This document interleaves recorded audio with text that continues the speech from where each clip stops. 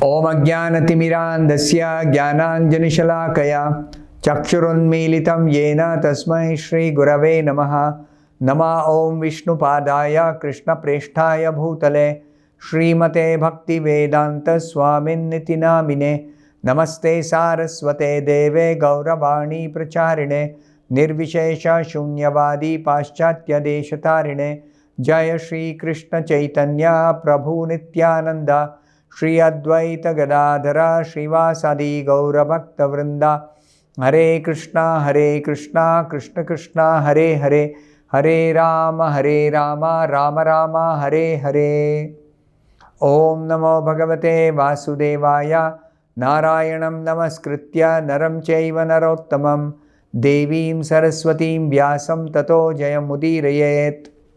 In this session, we'll be discussing from the 40th and the 41st verses of the 7th chapter of the first canto of Srimad Bhagavatam. The 40th verse, Suta Vacha. Suta Goswami is narrating this entire episode to the sage Naimisharanya. Evam parikshata dharmam parthaha krishnena choditaha naichad hantum guru sutam Yadyapi Atmahanam Mahan. The meaning of this verse. Suta Goswami said, although Krishna, who was examining Arjuna in religion, encouraged Arjuna to kill the son of Dronacharya, Arjuna, a great soul, did not like the idea of killing him, although Ashwatthama was a heinous murderer of Arjuna's family members.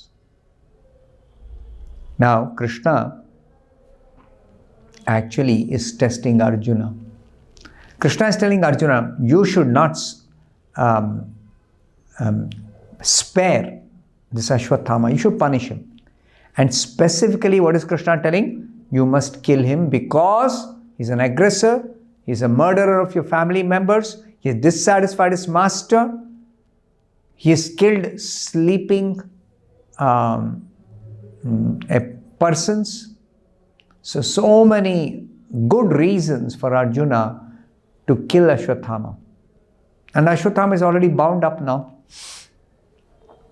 arrested by Arjuna. So Arjuna could have killed, but Arjuna did not like the idea of killing the son of his own teacher. Although Ashwatthama deserved to be killed, still Arjuna did not like it. Because Arjuna is a great soul. Mahan, he is described as Mahan. Actually, devotees are called Mahatma. Devotees are great souls. They are broad-minded. So, it is important to understand the consideration why Arjuna decided not to kill Ashwatthama. So Srila Prabhupada explains in the purport to help us understand better. Arjuna was a great soul undoubtedly, which is proved here also. In many instances in the Mahabharata, it is clearly established the Pandavas who are pure devotees of Krishna.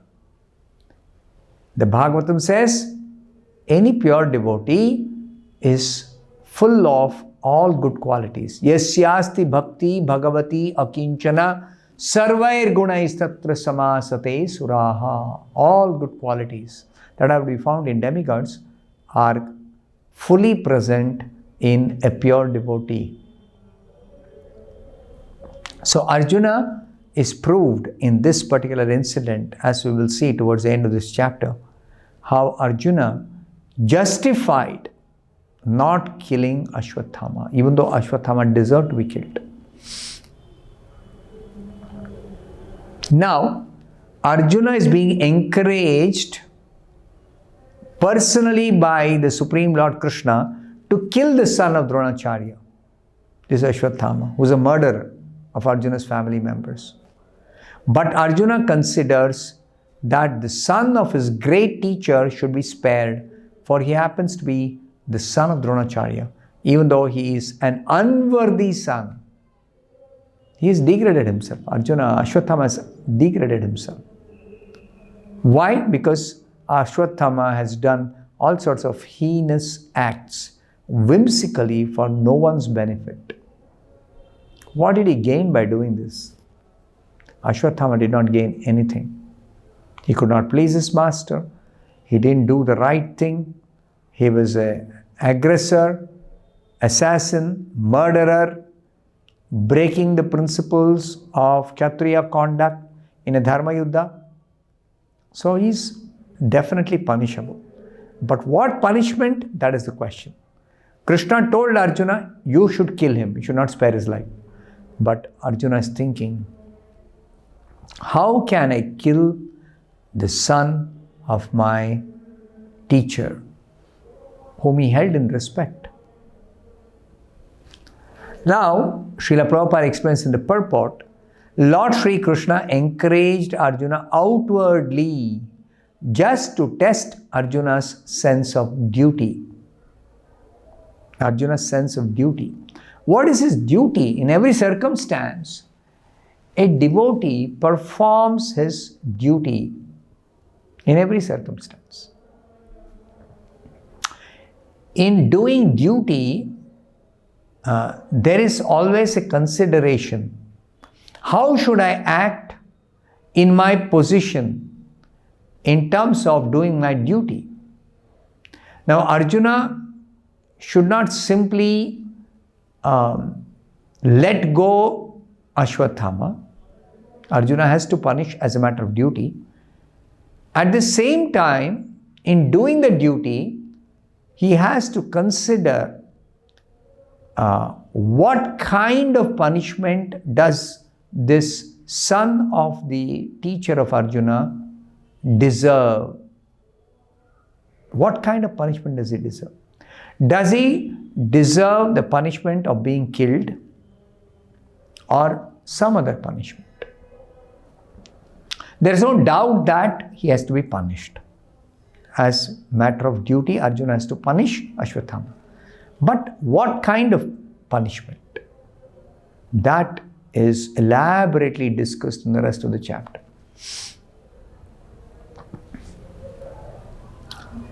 It is not that Arjuna was incomplete in the sense of his duty, nor was Lord Sri Krishna unaware of Arjuna's sense of duty. Krishna knew Arjuna is aware of his duty and he will act responsibly. This is the difference between a devotee and a non-devotee. A non-devotee, under all circumstances, he acts responsibly. A non-devotee may or may not be responsible in all his actions. May or may not be. Because a non-devotee, under the influence of the glaring material energy, is carried away sometimes and will fail in properly doing his duty or fail in taking responsibility. That we have to note. So unless one is a devotee of Krishna, one will not be able to do his duties properly.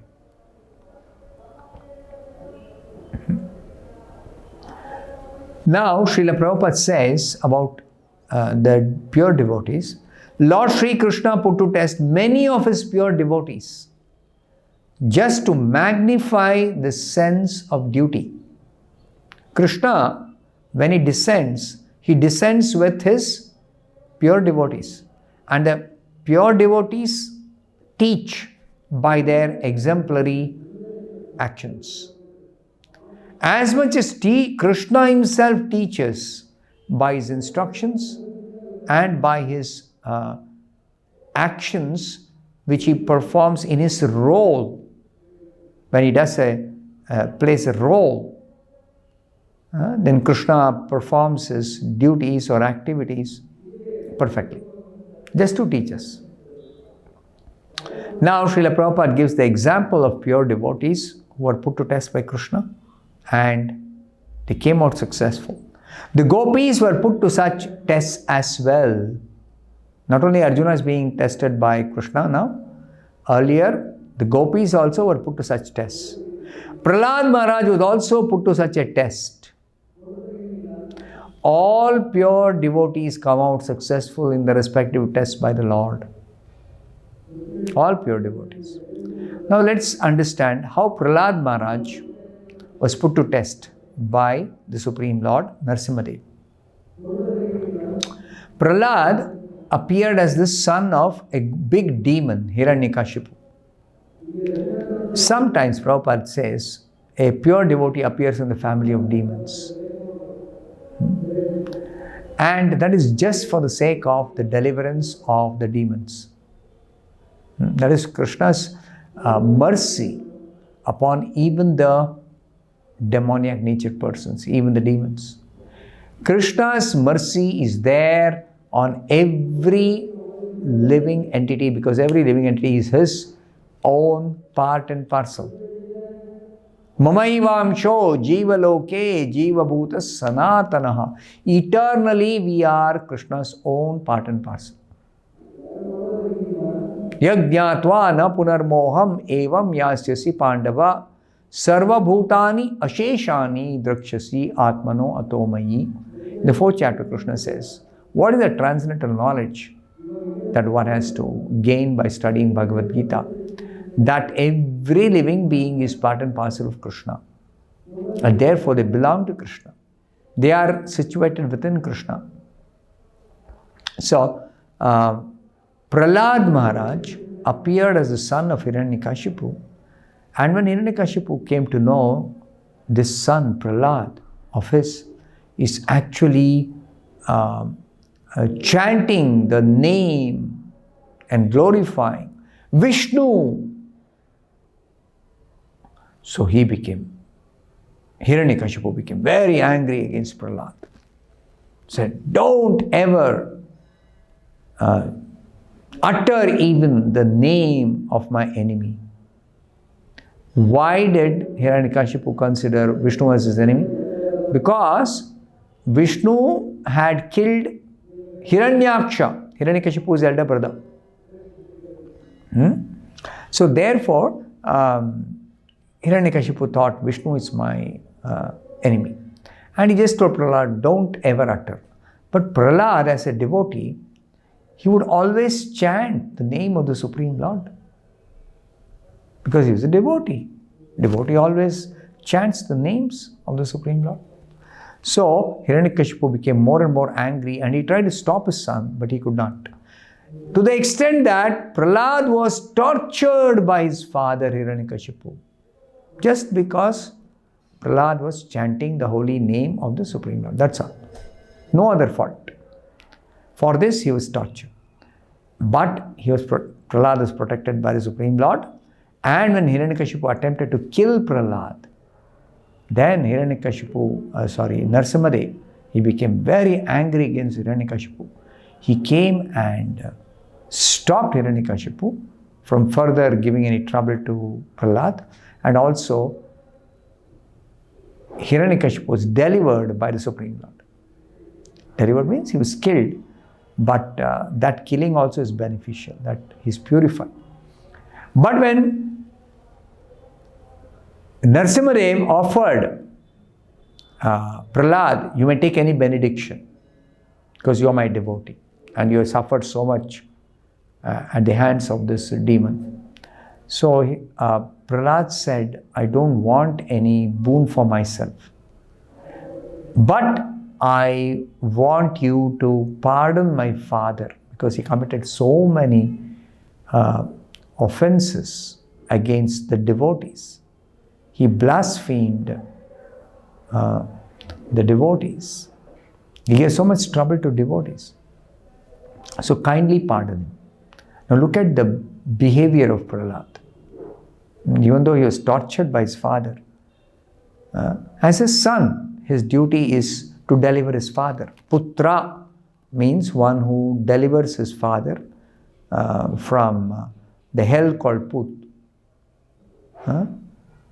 So, Putra, therefore Putra. So, Prahlad was always conscious of his duty towards his father, even though the father behaved so badly.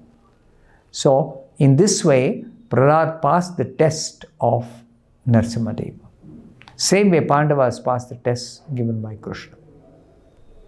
So, I'll stop here. Thank you very much. Hare Krishna.